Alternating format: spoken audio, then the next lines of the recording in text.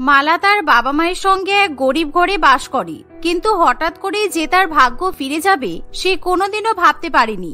কারণ আজকে মালার জন্য 5 বড়লোক পরিবার থেকে বিয়ের সম্বন্ধ আসে, আর সেই বড়লোক পরিবারের কাছে কোটি কোটি টাকা পয়সা আছে। আর এরকম ভাবে একসাথে 5টা বিয়ের সম্বন্ধ আসার ফলে মালার বাবা মা একেবারে খুশিতে আত্মহারা হয়ে ওঠে।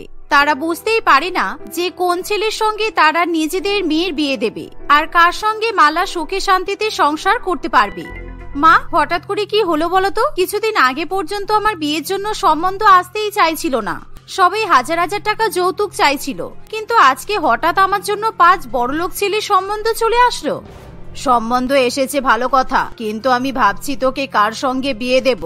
এরকম যদি সংসারে নিয়ম থাকতো যে একজন মেয়ে 5 বড়লোক ছেলেকে বিয়ে করতে পারবে, তাহলে আমি তোর সাথে 5 জনেরই বিয়ে দিতাম, আর তুই কোটি কোটি টাকার মালকিন হয়ে যেতিস। মা, তুমি চুপ করো তো, কি ভুলভাল কথা বলছো? এরকম একসাথে কখনো 5 জনকে বিয়ে করা যায়? এমন সময় সেই 5 জন ছেলে তাদের টাকার জৌলুস জাহির করতে শুরু করে।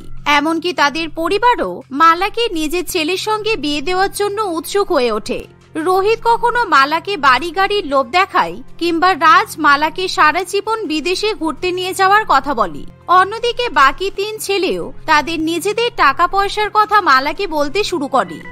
মালা, তুমি যদি আমার ছেলে পিয়াসকে বিয়ে করো, তাহলে আমি তোমাকে সোনা দিয়ে ওজন করিয়ে শ্বশুর বাড়িতে নিয়ে যাব। তুমি এক পাল্লায় বসবে, আর এক পাল্লায় কোটি কোটি টাকার সোনা বসবে, আর তোমার ওজন সমান সোনা আমি তোমাকে দেব। সুতরাং তুমি আমার ছেলে পিয়াসকে বিয়ে করো। কি? আপনি আমার ওজন সমান সোনা দানা আমাকে দেবেন? আমি তো ভাবতেই পারছি না, এটা কি করে সম্ভব হতে পারে। বিমলা দেবী যখন এরকম সোনা দিয়ে ওজন করার কথা বলে, তখন অন্যান্য পরিবার খুবই ভয় পেয়ে যায়। কারণ মালা যদি এখন সোনার লোভে পড়ে পিয়াসকে বিয়ে করতে রাজি হয়, তাহলে বাকি ছেলেদের মন ভেঙে যাবে।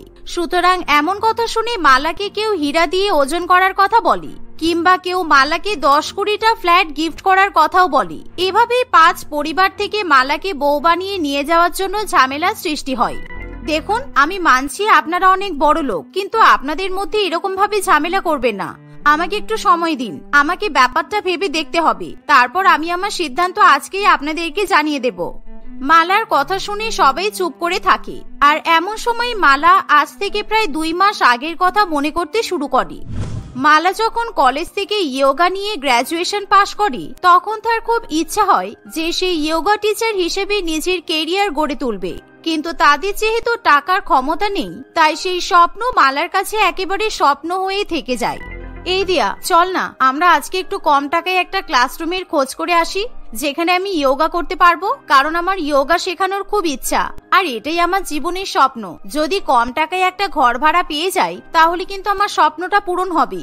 হ্যাঁ চল, আমি চাই তোর স্বপ্ন পূরণ হোক, আর তোর যদি কোনো টাকা পয়সার সাহায্য লাগে আমি তোকে দেব, কিন্তু তুই ইয়োগা শেখালে আমাকে কিন্তু ফ্রিতে শেখাতে হবে। দিয়ার কথা শুনে মালা খুবই খুশি হয়। আর এভাবেই 2 বান্ধবী মিলে যখন কম টাকায় ঘর ভাড়া খুঁজতে শুরু করে, তখন তারা কিছুতেই এরকম ঘর খুঁজে পায় না। কারণ প্রত্যেকটা ঘরের 10,000 টাকা থেকে ভাড়া শুরু হয়, আর যার ফলে মালার খুবই মন খারাপ করে। এমন সময় মালা তার বান্ধবীর সঙ্গে বাড়ির দিকে ফিরতে শুরু করে। ঘরগুলো যদি 2,000 টাকা করে ভাড়া নিত, তাহলে আমি তোকে উপকার করতে পারতাম, কিন্তু এখন 10,000 টাকা আমি কোথায় পাবো বল? কি হবে আমি তো কিছুই বুঝতে পারছি না। এভাবে গল্প করতে করতে হঠাৎই তারা দেখতে পায় একটা গাছের সামনে বড় 1 কোটি টাকা দামের গাড়ি অ্যাক্সিডেন্ট করে দাঁড়িয়ে আছে, আর সেই গাড়ি থেকে ধোঁয়া বেরোচ্ছে, যা দেখে মালা এবং দিয়া দুজনেই খুবই ভয় পেয়ে যায়। আর তারা যখন গাড়ির সামনে যায়, তখন তারা দেখে যে রোহিত নামে এক ছেলে সেই গাড়ির মধ্যে অজ্ঞান হয়ে পড়ে আছে, এমনকি তার মাথা থেকে রক্তপাত হচ্ছে। এমন সময় দিয়া এবং মালা দুজনে মিলে তাড়াতাড়ি করে রোহিতকে পার্শ্ববর্তী নার্সিং হোমে নিয়ে যায়, আর ডাক্তারবাবু রোহিতের চিকিৎসা করতে শুরু করে। আর দেখতে দেখতে 2 ঘন্টার মধ্যে রোহিতের অপারেশন হওয়ার পর রোহিত কিছুটা সুস্থ হয়ে ওঠে। আপনাদের অনেক ধন্যবাদ। আসলে আমি আজকে খুব তাড়াতাড়ি করে বাড়ি ফিরছিলাম, মায়ের শরীর খারাপ তো তাই, কিন্তু হঠাৎ করে গাড়ির স্টিয়ারিং হাত থেকে ঘুরে যায়, আর আমি বুঝতে না পেরে অ্যাক্সিডেন্ট করে ফেলি। আর তারপর কি হয়েছে জানি না, আর এখন আপনাদের জন্য আমি সুস্থ হয়ে উঠেছি। না না, আপনি একদম চিন্তা করবেন না, উপকার করা মানুষের ধর্ম। আসলে আপনি অনেকক্ষণ অজ্ঞান হয়ে পড়েছিলেন, আর আপনার মাথা থেকে অনেকটা রক্ত বেরোচ্ছিল, তাই আমি প্রথমে আমার ওড়না ছিঁড়ে আপনার মাথায় বেঁধে দিয়েছিলাম, আর তারপর আমরা দুজনে মিলে আপনাকে নার্সিং হোমে নিয়ে এলাম। আপনি এখন অনেকটাই সুস্থ হয়ে গেছেন, এটা দেখে আমার খুব ভালো লাগছে। মালার এমন মিষ্টি মিষ্টি কথা শুনে রোহিতের তাকে খুব ভালো লাগে। তাই রোহিত মনে মনে ঠিক করে সে মালাকেই বিয়ে করবে। কিন্তু সেই মুহূর্তে রোহিত মালাকে কিছু জানায় না। কিন্তু সেদিন যখন মালা বাড়িতে ফিরে যায়, তখন সে তার ফেসবুকে রাজ নামে একটি ছেলের ফ্রেন্ড রিকোয়েস্ট দেখতে পায়। আর মালা সেই রাজ নামে ছেলের সঙ্গে কলেজে গ্র্যাজুয়েশন কমপ্লিট করেছিল। কিন্তু রাজ এতটাই লাজুক ছিল যে সে কখনো মালাকে নিজের মনের কথা বলতে পারেনি। কিন্তু এখন কলেজ শেষ হয়ে যাওয়ার পর রাজ মালার সঙ্গে বন্ধুত্ব করতে চায়। মালা, তুমি আমার সাথে তো কলেজে একসাথে পড়তে, আর তোমার ইয়োগা বিষয় থাকলেও তুমি তো সবসময় আমাকে অঙ্ক করতে সাহায্য করতে, কারণ আমি অঙ্কে কাজে ছিলাম। আর তোমার ওই স্বভাবটাই আমার খুব ভালো লাগতো। আরে না না, সেরকম কোনো ব্যাপার নয়। আসলে ছোটবেলায় আমি অঙ্কে বরাবর 100 পেয়েছি, তাই আমার অঙ্ক এমনিতেই ভালো লাগে। আর তুমি অঙ্ক করতে পারতে না বলে আমি তোমাকে হেল্প করতাম। মালার এরকম ভালো মানুষের স্বভাব দেখে রোহিতের মতো রাজও মনে মনে ঠিক করে যে সে মালাকে বিয়ে করবে। এভাবেই দেখতে দেখতে কিছুদিন কাটে। কিন্তু মালার মনে এখন অন্য রকমের চিন্তা শুরু হয়। সে নিজের জীবনে প্রতিষ্ঠিত হতে চায়, তাই সে নিজেকে যোগা টিচার হিসেবে সমাজে পরিচিত করতে চায়। আর একদিন মালা বাড়িতে তার মায়ের সঙ্গে রান্নাবান্না করছে, এমন সময় তারা দেখে যে বাড়িতে তেল, ঝাল, নুন, ডাল ইত্যাদি শেষ হয়ে এসেছে। এমন সময় মালা বাজারে চলে যায়। আর তখনই, আরে ভাই, আমি বলছি আমার কাছে কার্ড আছে, আপনি কার্ড অ্যাকসেপ্ট করুন। এখন তো সব জায়গায় কার্ড বা অনলাইনের পেমেন্ট চলছে। আর হঠাৎ করে আমি বাজারে এলাম, আর আমার মানি ব্যাগটাও হারিয়ে গেল। আমার মানি ব্যাগে 20,000 টাকাও ছিল। ও মাই গড, এবার কি হবে? আমি তো পেমেন্ট করতে পারছি না। পিয়া সেরকম ভাবে দোকানদারের সঙ্গে ঝগড়া করতে শুরু করে। কারণ সে যখন তার ভাই পিন্টুকে নিয়ে বাজার করতে আসে, তখন সে ভিড়ের মধ্যে তার মানিব্যাগ হারিয়ে ফেলে। আর এমনকি সেই বাজারে অনলাইন পেমেন্ট অ্যাকসেপ্ট হয় না, যার ফলে পিয়াস কি করবে বুঝে উঠতে পারে না। কিন্তু এমন সময় মালা বলে, কি ব্যাপার, আপনার কি কোনো অসুবিধা হচ্ছে? আমি তখন থেকে দেখছি আপনি ডিম্পু কাকার উপর এভাবে চিৎকার চেঁচামেচি করছেন। উনি তো গরিব দোকানদার, আর এইটুকু একটা ছোট্ট দোকানে উনি কিভাবে অনলাইন পেমেন্ট অ্যাকসেপ্ট করবেন বলুন তো? তাহলে আমি এবার কি করবো বলুন? আমার তো মানি ব্যাগ হারিয়ে গেছে, আর আমার কাছে অনলাইন পেমেন্ট ছাড়ার তো কোনো অপশনও নেই। আর এই দোকানে তো মাত্র 1000 টাকা বিল হয়েছে, আর এই টাকাটা আমি এখন কিভাবে দেবো? কিছু তো বুঝতে পারছি না। আপনাকে বুঝতে হবে না, আমি আপনার হয়ে 1000 টাকা দিয়ে দিচ্ছি। আর এটা হলো আমার ফোন নাম্বার। আপনি কিন্তু আমাকে অনলাইনে পেমেন্ট করে দেবেন, তাহলেই হবে। এই বলে মালা অপরিচিত পিয়াসের জন্য দোকানদারকে 1000 টাকা ক্যাশ দিয়ে দেয়। আর যা দেখে পিয়াস এবং তার ভাই পিন্টু দুজনেই খুবই ইমপ্রেস হয়। কারণ এরকম ভাবে এখন কেউ অজানা মানুষ কাউকে উপকার করতে চায় না। আর তখনই পিয়াস মালাকে অনলাইনে 1000 টাকা ফিরিয়ে দেয়। আর মালা বাজার করে বাড়িতে চলে আসে। দাদা, মেয়েটা কিন্তু খুব ভালো, আমার মেয়েটাকে খুব পছন্দ হয়েছে। হাসিটা কি সুন্দর রে, আর আমাদের কত ভালোভাবে উপকার করলো। তাই আমি ঠিক করেছি আমি ওই মেয়েটাকেই বিয়ে করব। ভুলে ওই মেয়েটার দিকে তাকাবি না, কারণ আমার ওকে পছন্দ হয়েছে, আর আমি ওকেই বিয়ে করব। আর আমি তো দাদা, ব্যবসার মালিক আমি, তাই আমি যা বলবো তাই হবে। তুই ব্যবসার মালিক তো কি হয়েছে, ওই মেয়েটাকে আমি বেশি সুখে রাখবো। আর ভুলে যাস না যে আমাদের ব্যবসাতে আমার অংশ বেশি আছে, তাই বিয়ে করলে আমি মালাকেই বিয়ে করব। এভাবেই মালা সৌন্দর্য, সুন্দর মিষ্টি ব্যবহার এবং পরোপকার করার স্বভাব দেখে ইতিমধ্যেই 4 ছেলে মনে মনে ঠিক করে ফেলে যে তারা মালাকেই বিয়ে করবে। কিন্তু মালা এখনো সেই বিষয়ে অবগত থাকে না। এভাবেই দেখতে দেখতে আরো কিছুদিন কাটে। আর এবার আসে সেই বিশেষ দিন যখন 5 বড়লোক ছেলে মালার জন্য বিয়ে সম্বন্ধ নিয়ে আসে। আর সবাই মিলে মালাকে বিয়ে করার জন্য ঝগড়া করতে শুরু করে। মালা, আমি জানি তোমার কাছে টাকা নেই বলে তুমি পায়ের জুতো কিনতে পারো না, আর ছেঁড়া জুতো পরে ঘুরে বেড়াও। তাই তুমি যদি আমাকে বিয়ে করো, আমি তোমাকে একটা সোনা আর হীরা দিয়ে তৈরি জুতো উপহার দেবো। আর এই দেখো, আমি তোমার জন্য জুতো বানিয়েও নিয়ে এসেছি। এই জুতো পরে আমার সাথে ঘোরাফেরা করবে, কেমন? এই বলে পিন্টু তার হাতে একটা সোনা এবং হীরা দিয়ে তৈরি জুতা ধরিয়ে দেয়। আর যা দেখে বাকি পরিবার সবাই মালাকে দামি দামি উপহার দিতে শুরু করে। কিন্তু কোনো কিছুই যেন মালার পছন্দ হয় না। আর সে কিছুতেই ঠিক করতে পারে না যে কার সঙ্গে বিয়ে করলে সে সারা জীবন ভালো থাকতে পারবে। কিন্তু এতক্ষণ ধরে নিখিল সবার মাঝে চুপ করে দাঁড়িয়ে থাকে। আর সে সবার কথা মন দিয়ে শুনতে থাকে। যা দেখে মালা বলে, সবাই এত কথা বলছে, আমাকে এত দামি দামি সোনা, রূপা, হীরা উপহার দিচ্ছে, আর আপনি চুপ করে বসে আছেন কেন? আপনিও তো আমাকে বিয়ে করতে এসেছেন, আপনি আমাকে কিছু বলবেন না? নাকি আপনি এমনি এমনি এসেছেন? আপনার কি আমাকে বিয়ে করার ইচ্ছা নেই? বিয়ে করার ইচ্ছা থাকবে না কেন? তোমাকে সবার মধ্যে থেকে বিয়ে করে নিয়ে যাবো বলেই তো এসেছি। আমি তো এতক্ষণ ধরে শুনছিলাম সবাই কে কি বলছিল, এবার আমিও কিছু বলতে চাই। আপনারা সবাই হয়তো মালাকে অনেক পছন্দ করেন, আর অনেক দামি দামি উপহারও দিচ্ছেন, সোনা গহনাও দিচ্ছেন। আর এগুলো চাইলে আমিও দিতে পারি, কারণ আমার কাছেও টাকার অভাব নেই। কিন্তু আমি ওকে সব কিছু দেবো না। নিখিলের কথা শুনে সবাই খুবই অবাক হয়। আসলে নিখিল ছিল সেই শহরের সবথেকে বড় আর্কিটেকচার, আর তার কাছেও কোনো টাকা পয়সার অভাব নেই। আসলে কিছুদিন আগেই মালা যখন যোগা ক্লাস করানোর জন্য ভাড়া ঘর খুঁজতে যায়, তখনই হঠাৎ করে তার নিখিলের সঙ্গে দেখা হয়। আর নিখিল তখন তার নতুন প্রজেক্টের জন্য প্ল্যান তৈরি করতে ব্যস্ত থাকে, কিন্তু তার কোনো প্ল্যান মাথায় আসে না। আর এমন সময় নিখিল কাকে যেন ফোন করে কথা বলতে শুরু করে। এর থেকে ভালো ইউনিক প্ল্যান আমি আর কি দেবো? আমার কাছে বাড়িঘর বানানোর মতো যা প্ল্যান ছিল আমি সব দিয়ে দিয়েছি, আর আমার কাছে তেমন কিছু নেই। সুতরাং আপনার যদি বাড়িঘর বানাতে হয় বানান, না বানাতে হলে না বানান। এই বলে নিখিল ফোন রেখে দেয়। আর এমন সময় মালা নিখিলের সঙ্গে কথা বলতে আসে। আমি বলছিলাম কি, আপনার কাস্টমার হয়তো কোনো অন্যরকম বাড়িঘর চাইছেন, তাই আমার কাছে একটা আইডিয়া আছে। আপনি আপনার কাস্টমারকে বলুন যে আপনি তার নতুন বাড়িতে একটা আলাদা সেপারেট যোগা ঘর তৈরি করে দেবেন। দেখবেন তাহলে আপনার কাস্টমার প্রত্যেকদিন যোগা করতে পারবে কিংবা গানও শুনতে পারবে, আর এতে করে আপনার কাস্টমার খুশি হয়ে রাজি হয়ে যাবে। মালার কথা শুনে নিখিল খুবই খুশি হয়। আর সেই মুহূর্তে নিখিল তার কাস্টমারকে ফোন করে যখন বিষয়টা জানায়, তখন সেই কাস্টমার খুশি হয়ে নিখিলকে কোটি কোটি টাকার প্রজেক্ট দিয়ে দেয়। তাই নিখিল মনে মনে ঠিক করে সে মালার মতো বুদ্ধিমতী মেয়েকে বিয়ে করবে। আর এমন সময় মালার সঙ্গে কথা বলতে গিয়ে নিখিল জানতে পারে যে মালার যোগা টিচার হওয়ার খুব ইচ্ছা। তাই আজকে যখন নিখিল মালার জন্য বিয়ের প্রস্তাব নিয়ে আসে, তখন নিখিল সবার সামনে বলে, মালা, তুমি যদি আমাকে বিয়ে করো তাহলে আমি তোমাকে শহরের বিভিন্ন প্রান্তে প্রান্তে যোগা ক্লাস তৈরি করে দেবো, আর তুমি যোগা টিচার হিসেবে ক্লাস করাতে পারবে, আর তোমাকে সারা জীবন আমি কোনো কাজ থেকে আটকাবো না। তুমি কি আমাকে বিয়ে করতে রাজি আছো? মালা নিখিলের কথা শুনে খুবই খুশি হয়, কারণ নিখিল সেদিনই বুঝতে পেরেছিল মালার স্বপ্ন পূরণ হওয়া তার কাছে জীবনের সবচেয়ে গুরুত্বপূর্ণ জিনিস। তাই নিখিল সেই প্রস্তাবই মালাকে দেয়। তাই মালা আর দ্বিতীয়বার অন্য কোনো ছেলেকে নিয়ে ভাবে না। সে এক মুহূর্তেই নিখিলকে বিয়ে করার জন্য রাজি হয়ে যায়, আর যার ফলে বাদবাকি ছেলেদের মন ভেঙে যায়, কারণ তারা অনেক অনেক সোনা গহনার লোভ দেখিয়েও মালাকে কিছুতেই বিয়ের জন্য রাজি করাতে পারেনি। আপনারা কিছু মনে করবেন না, আপনারা অনেক ভালো মানুষ, আর আপনাদের জীবনে সত্যিই ভালো মেয়ে আসবে যারা আপনাদেরকে খুব ভালোবাসবে। কিন্তু আমি নিখিলকে পছন্দ করি, আর আমি নিখিলকেই বিয়ে করতে চাই। মালার কথা শুনে তার বাবা মায়েরও কিছু বলার থাকে না। তাই কিছুদিনের মধ্যে নিখিলের সঙ্গে খুবই ধুমধাম করে মালার বিয়ে হয়। আর মালা এবার শহরের বিভিন্ন প্রান্তে যোগা শিখিয়ে নিজেকে শহরের এক বড় যোগা শিক্ষিকা হিসেবে প্রতিষ্ঠিত করে। এভাবেই মালা সুখে শান্তিতে জীবন কাটাতে থাকে। তুই আয় না, তোর সাথে আমার একটা কথা আছে। আগে আমার ঘরে চল, তারপর তুই বুঝতে পারবি। কি হয়েছে তুই তাড়াতাড়ি বল। আমার বাবা যদি দেখে আমি এখানে এসেছি তাহলে আমাকে বকবে। আমি বেশিক্ষণ এখানে থাকতে পারবো না। আচ্ছা বাবা, ঠিক আছে, বেশিক্ষণ থাকতে হবে না। এই যে দেখ তো, তোর এটা পছন্দ কিনা। মৌমিতার হাতে ছিল খুব সুন্দর দেখতে একটা পুতুল, যেটা পিয়ালির খুবই পছন্দের ছিল। এই পুতুলটা তুই কোথায় পেলি?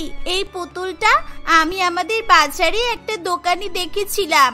বাবাকে অনেকবার করে কিনে দিতে বলেছিলাম, কিন্তু এই পুতুলটার অনেক দাম বলে বাবা আমাকে কিনে দেয়নি।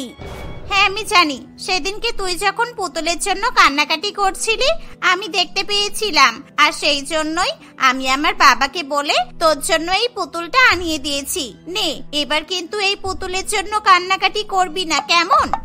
তুই খুব ভালো রে মৌমিতা, আমার কত খেয়াল রাখিস। কিন্তু তোর পুতুল কোথায়? তুই কি শুধু আমার জন্যই পুতুল এনেছিস? না না, এই দেখ, তোর মতো সেম দেখতে আমারও পুতুল আছে। আমার বাবা আমাদের দুজনের জন্য একই দেখতে পুতুল এনেছে। আর বাবা কি বলেছে জানিস? আমরা দুজনে যেমন বন্ধু, আমাদের পুতুল দুটো সেরকম বন্ধু হয়ে যাবে। সত্যি তোর বাবা মা খুব ভালো, কিন্তু আমার বাবা আমাকে কিছুতেই তোর সঙ্গে মিশতে দেয় না। বাবা বলে ধনী লোকেরা ভালো হয় না, গরিবরা ধনীদের উপর অত্যাচার করে। কিন্তু আমার বাবা বোঝে না যে তোরা কতটা ভালো। মৌমিতা এবং পিয়ালি দুজনেই খুব ভালো বন্ধু ছিল। তারা দুজনে একই স্কুলে পড়তো। মৌমিতার বাবা একজন অনেক বড় ইন্ডাস্ট্রিয়ালিস্ট ছিল। অপরদিকে পিয়ালির বাবা একটা ছোট প্রাইভেট কোম্পানিতে কম টাকা বেতনে চাকরি করত। মৌমিতা এবং তার পরিবার বড়লোক হওয়া সত্ত্বেও তাদের মধ্যে বিন্দুমাত্র কোনো অহংকার ছিল না। সেই সাথে মৌমিতার বাবা হরিপদ বাবু পিয়ালিকেও তার মেয়ের মতো করেই ভালোবাসে। কিন্তু পিয়ালির বাবা রামচরণ বাবু ধনী ব্যক্তিদের পছন্দ করত না। তাই সে তার মেয়েকে সর্বদা ধনী ব্যক্তিদের থেকে দূরত্ব বজায় রাখার পরামর্শ দিত। কিরে, এই পুতুলটা তুই কোথায় পেলি? এই পুতুলটার তো অনেক দাম। নিশ্চয়ই তোর ওই ধনী বন্ধুটা তোকে এই পুতুলটা দিয়েছে, তাই না? আমি তোকে বারবার বলেছি না তুই ওদের সঙ্গে মিশবি না। পিয়ালি তার বাবার কথা শুনে খুব ভয় পেয়ে যায়। সে কি বলবে কিছু বুঝে পায় না। তুই এখন এই পুতুলটা ফিরিয়ে দিয়াই। আমি বলেছি না তুই বড় লোকেদের ধারে কাছে যাওয়ার চেষ্টা করবি না। আমার যখন টাকা হবে আমি তখন তোকে পুতুল কিনে দেবো। যা, পুতুলটা ফিরিয়ে দিয়াই, না হলে কিন্তু আমি এই পুতুলটা পুড়িয়ে দেবো বলে দিলাম। পিয়ালি তার বাবার কথা শুনে একেবারে চুপ করে থাকে। সে তার বাবাকে প্রচন্ড ভয় করত, কিন্তু সেই সাথে সে তার বন্ধুকেও খুব ভালোবাসতো। পুতুলটা ফেরত দিলে মৌমিতা কষ্ট পাবে এই ভেবে পিয়ালি পুতুলটা তাদের ঘরের আলমারির মধ্যে লুকিয়ে রাখে। সে কখনো পুতুলটা তার বাবার সামনে বের করতো না। যখনই তার ইচ্ছা হতো সে লুকিয়ে লুকিয়ে পুতুলটা নিয়ে খেলা করত। এরকম ভাবে অনেকগুলো বছর কেটে যায়। দুই বান্ধবী কলেজ পাশ করার পর তাদের মধ্যে দেখা সাক্ষাৎ অনেকটাই কমে আসে। একদিন মৌমিতা পিয়ালিদের বাড়িতে আসে। কি রে, কতদিন হয়ে গেল তোর সঙ্গে দেখা হয় না। তোর কি আমার কথা মনে পড়ে না বল? কতবার তোর ফোনে ফোন করেছি, একটাবারও তো ফোন ধরিসনি। তাই আমি তোর সঙ্গে দেখা করতে এখানেই চলে এসেছি। তুই আবার এখানে এলি কেন? আমার বাবা দেখলে কিন্তু খুব বকবে। তুই এখান থেকে চলে যা মৌমিতা। আজকে আমার দেখাশোনা হবে। কিছুক্ষণ পরেই আমাকে পাত্রপক্ষ দেখতে আসবে। পিয়ালির কথা শুনে মৌমিতা অবাক হয়ে যায়। কি, তোর দেখাশোনা হবে? আর তুই একবারও আমাকে জানানোর প্রয়োজন মনে করিসনি? তুই আমাকে না জানিয়ে বিয়ে করে আমাকে ছেড়ে চলে যাবি? তোর মনে নেই আমি তোকে কি বলেছিলাম? বাবা তোকে এই কথাটা বলতে বারণ করেছিল, সেই জন্য আমি তোকে কিছু বলতে পারিনি। আর তুই যেটা চাইছিস সেটা কখনোই সম্ভব নয় রে। কে বলেছে সম্ভব নয়? আমার বাবা মা আমাদের দুজনের বিয়ের জন্য সম্বন্ধ দেখা শুরু করে দিয়েছে। আর অলরেডি বাবা দুটো ছেলের সন্ধানও পেয়েছে। ছেলে দুটো খুব ভালো। আমি তোকে এই কথাগুলো বলবো বলেই তো এখানে দেখা করতে এসেছি। আর এখানে এসে দেখছি তোর দেখাশোনা চলছে। তুই যেটা চাইছিস সেটা কখনোই হবে না। আমরা সারা জীবন একসাথে থাকতে পারবো না। তুই এত চিন্তা করছিস কেন? আমার বাবা তোর বাবা মায়ের সঙ্গে কথা বলতে আসবে। আমাদের দুই বন্ধুর একসঙ্গেই বিয়ের দেখাশোনা হবে। আর আমাদের দুজনের একই বাড়িতেই বিয়ে হবে। তাহলে আমরা একে অপরের আত্মীয় হয়ে যাব। আর আমরা সারা জীবন একসঙ্গে থাকতে পারবো। ধনী গরিবের মধ্যে কখনো আত্মীয়তা হয় না। তোমাদের মতো ধনীদের সঙ্গে আমরা কোনো রকমেরই আত্মীয় পাতাতে চাই না। আমরা গরিব, আমাদেরকে গরিবের মতো করেই থাকতে দাও। তুমি চলে যাও এখান থেকে। আমার মেয়ের বিয়ে নিয়ে তোমাদেরকে চিন্তা ভাবনা করতে হবে না। আমার মেয়েকে বিয়ে দেওয়ার মতো সামর্থ্যটুকু আমার কাছে আছে। কাকু প্লিজ, আপনি এরকম করবেন না। আপনি একটাবার আমাদের কথাটা বোঝার চেষ্টা করুন। তুমি দয়া করে এখন এখান থেকে চলে যাও। কিছুক্ষণ পরেই পাত্রপক্ষ আমাদের মেয়েকে দেখতে আসবে। আমি চাই না তোমার জন্য আমার মেয়ের বিয়েটা ভেঙে যাক। রামচরণ বাবুর কথা শুনে মৌমিতা খুবই কষ্ট পায়। সে চোখে জল ফেলতে ফেলতে নিজের বাড়ি চলে যায়। কিছুক্ষণ পর রঞ্জিত এবং তার পরিবার পিয়ালিকে দেখতে আসে। দুই পরিবারের সহমতে রঞ্জিত এবং পিয়ালির বিয়ে ঠিক করে দেওয়া হয়। এই শোন, তোর কোথায় বিয়ে হচ্ছে, কার সাথে বিয়ে হচ্ছে, কবে বিয়ে হবে, এসব কোনো কিছুই মৌমিতাকে বলার প্রয়োজন নেই। আমাদের মতো গরিবদের বিয়েতে ধনীদের নিমন্ত্রণ করা মানে নিজেদেরকে অপমান করা। দে তোর ফোনটা দে আমাকে। তোর কাছে ফোন থাকলে তুই নিশ্চয়ই ফোন করবি। এই বলে রামচরণ বাবু তার মেয়ের কাছ থেকে ফোনটা নিয়ে নেয়। এর ফলে পিয়ালি তার বন্ধুর সঙ্গে আর যোগাযোগ করতে পারে না। কিছুদিনের মধ্যেই পিয়ালি এবং রঞ্জিতের বিয়ে হয়ে যায়। পিয়ালি তার শ্বশুর বাড়িতে চলে যায়। তার বিয়ের 1 বছরের মধ্যেই রামচরণ বাবু মারা যায়। আরো দুর্ভাগ্যের বিষয় হলো তার 2-3 বছর পরেই পিয়ালির স্বামী রঞ্জিত এক দুর্ঘটনার ফলে প্রাণ হারায়। পিয়ালির জীবনটা একেবারে তছনছ হয়ে যায়। সব হয়েছে এই কালনাগিনী মেয়েটার জন্য। এই মেয়েটাকে আমার বাড়িতে নিয়ে আসাই ভুল হয়েছিল। এই অপয়া মেয়েটা আমার ছেলেটাকে খেয়ে ফেললো। যা, বেরিয়ে যা আমার বাড়ি থেকে। তোকে আমি আর আমার বাড়িতে রাখতে পারবো না। তোর খাওয়া পড়ার দায়িত্ব নেওয়ার মতো এখানে কেউ নেই। চলে যা বলছি এখান থেকে। এরকম করবেন না মা। আমি কি করব, কোথায় যাব বলুন? দয়া করে আমাকে এই বাড়িতে থাকার একটু জায়গা দিন। এই পৃথিবীতে আমার কেউ নেই, আপনারা তো সবই জানেন। তারপরও আমার সঙ্গে এমন কেন করছেন? তুমি বলতে কি চাইছো? তোমার মতো একজন বিধবা মেয়েকে আমি বাড়িতে বসিয়ে বসিয়ে ফ্রিতে খাওয়াবো? কে খাওয়াবে তোমাকে? তোমার দায়িত্ব কে নেবে? আমি নেব। বৌদির দায়িত্ব আমি নেব মা। তুমি বৌদিকে এইভাবে বাড়ি থেকে তাড়িয়ে দিতে পারো না। বৌদির সঙ্গে এত বড় অন্যায় আমি কিছুতেই হতে দেবো না। বৌদির খাওয়া পড়ার দায়িত্ব আমার। আমি একটা কোম্পানিতে চাকরি পেয়েছি। আশা করছি আমাদের সংসারে আর কোনো রকমের অভাব থাকবে না। যাও বৌদি, তুমি তোমার ঘরে যাও। কুমারের কথা শুনে তার মা মোহিনী দেবী আর কিছু বলতে পারে না। কুমার তার বৌদিকে খুবই ভালোবাসতো। যতটা সম্ভব সে তার বৌদির খেয়াল রাখার চেষ্টা করত। পিয়ালির দুঃখ কষ্ট বোঝার মতো একমাত্র কুমারী ছিল। স্বামী মারা যাওয়ার পর থেকে পিয়ালি কেমন যেন ভেঙে পড়েছিল। সবসময় সে মন খারাপ করে বসে থাকতো। সে কারোর সঙ্গে সেভাবে কথা বলতো না। সে যখনই সময় পেত মৌমিতার দেওয়া পুতুলের সঙ্গে মনে মনে কথা বলতো। সেই সাথে কুমারও তার বৌদিকে খুশি করানোর চেষ্টা করত। কুমার যেই কোম্পানিতে চাকরি পেয়েছিল সেই কোম্পানির ম্যানেজার ছিল মিস অপর্ণা। কুমারকে অপর্ণার খুবই ভালো লাগতো, তাই সে কুমারের সঙ্গে বন্ধুত্ব সুলভ ব্যবহার করত। এভাবে কিছুদিনের মধ্যেই তারা দুজনে একে অপরকে পছন্দ করে ফেলে। আমি তোমাকে বিয়ে করতে চাই কুমার। আমি আজকেই আমাদের সম্পর্কের কথা বাড়িতে জানাবো। কিন্তু আমার মতো গরিব ছেলের সঙ্গে বিয়ে দেওয়ার জন্য তোমার পরিবার কি রাজি হবে? তুমি তো জানো আমাদের পারিবারিক অবস্থা কেমন। হ্যাঁ, আমি সবই জানি কুমার। আমাদের বিয়েতে এটাই তো সমস্যা, কিন্তু এই সমস্যার সমাধান করতে পারবে শুধু আমার বৌদি। আমার দাদাকে শুধুমাত্র আমার বৌদি রাজি করাতে পারবে। সেই জন্যই তো আমি আমাদের সম্পর্কের কথা সবার প্রথমে বৌদিকে জানাতে চাই। অপর্ণা সেদিনই বাড়িতে ফিরে তার এবং কুমারের সম্পর্কের কথা তার বৌদিকে জানাবে বলে ঠিক করে। অপর্ণার বৌদি আর কেউ নয়, মৌমিতাই ছিল। 2-3 বছর আগে মৌমিতার দাদা মনোজিতের সঙ্গে মৌমিতার বিয়ে হয়। অপর্ণা তার বৌদিকে সব কথা খুলে বলে। সবই তো বুঝলাম, কিন্তু তোমার দাদা তো এই বিয়েটা মেনে নিতে পারবে বলে আমার মনে হয় না। তোমার দাদা তোমার জন্য অনেক বড়লোক ঘরের সম্বন্ধ দেখছে। সেই জায়গায় মাসে 30,000 টাকা স্যালারি পাওয়া একটা ছেলের সঙ্গে তোমার বিয়ে দিতে কিছুতেই রাজি হবে না। তুমি রাজি হলে সব হবে বৌদি। একমাত্র তুমি আমাদের হেল্প করতে পারবে। তুমি একটাবার কুমারের সঙ্গে দেখা করো। কুমার খুব ভালো ছেলে আর ওর পরিবারও খুব ভালো। তুমি একটাবার আমার সঙ্গে ওদের বাড়িতে চলো।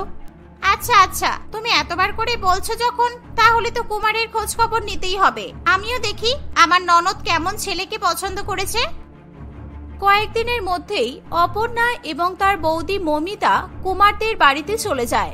সেখানে গিয়ে পিয়ালি এবং মৌমিতা একে অপরের মুখোমুখি হয়। এতগুলো বছর পর তাদের দুজনের যে এইভাবে দেখা হবে তারা কখনো কল্পনাও করতে পারেনি। পিয়ালি, তুই এখানে? তার মানে কুমার তোর দেওর হয়? আমার ননদ তোর দেওরকে পছন্দ করেছে? ও মাই গড, আমি তো খুব খুশি হয়েছি। উপরওয়ালা আমাদেরকে এভাবে মিলিয়ে দেবে আমি তো ভাবতেও পারিনি। বৌদি, আমি তোমাকে অপর্ণার কথা অনেকবার তো বলেছি। আমি জানি তুমি ভুলে গেছো। দাদা চলে যাওয়ার পর থেকে কিছুই তো তোমার মনে থাকে না। পিয়ালি, তোর জীবনে এত কিছু ঘটে গেছে, তুই একবারও আমাকে জানানোর প্রয়োজন মনে করিসনি? তুই জানিস আমি তোর সাথে কন্ট্যাক্ট করার জন্য কত চেষ্টা করেছিলাম, কিন্তু আমি কোথাও তোর হদিশ পাইনি। তুই এত কষ্টে জীবন কাটাচ্ছিস, আমার তো দেখেই কেমন হচ্ছে। আমার কপালে যা ছিল তাই হয়েছে রে। ছোটবেলা থেকেই আমার কপালটা খারাপ, তুই তো সবই জানিস। আচ্ছা এসব বাদ দে, এখন বলতো আমার দেওরকে তোর পছন্দ হয়েছে তো? পছন্দ মানে আমার খুব পছন্দ হয়েছে। আমার পরে বিয়েটা মেনে না নিলেও আমি নিজে দাঁড়িয়ে থেকে কুমারের সঙ্গে আমার ননদের বিয়ে দেব। তুই ভাবতে পারছিস আমরা দুই বন্ধু একে অপরের বিয়ান হব, আমাদের সম্পর্ক একটা নতুন নাম পাবে, আমরা একে অপরের আত্মীয় হতে পারবো, যেটা আমরা অনেক আগেও চেষ্টা করে করতে পারিনি। মৌমিতার কথা শুনে পিয়ালি খুবই খুশি হয়। মৌমিতা তার স্বামী মনোজিৎকে অনেক বোঝানোর পর সেও তার বোনের বিয়েটা মেনে নেয়। কিছুদিন পর খুব ধুমধাম করে কুমার এবং অপর্ণার বিয়ে হয়ে যায়। এভাবেই তাদের বন্ধুত্ব আত্মীয়তার সম্পর্কে পরিণতি পায়। মৌমিতা তার বাবার কোম্পানিতে পিয়ালির চাকরির ব্যবস্থা করে দেয়। পিয়ালি স্বাবলম্বী হয়ে জীবন কাটাতে শুরু করে। সেই সাথে দুই বন্ধু আবার আগের মতো একে অপরের কাছে চলে আসে। তারা আবার আগের মতো একে অপরের সঙ্গে সময় কাটায়। এভাবেই পিয়ালির জীবনে সুখ স্বাচ্ছন্দ্য ফিরে আসে।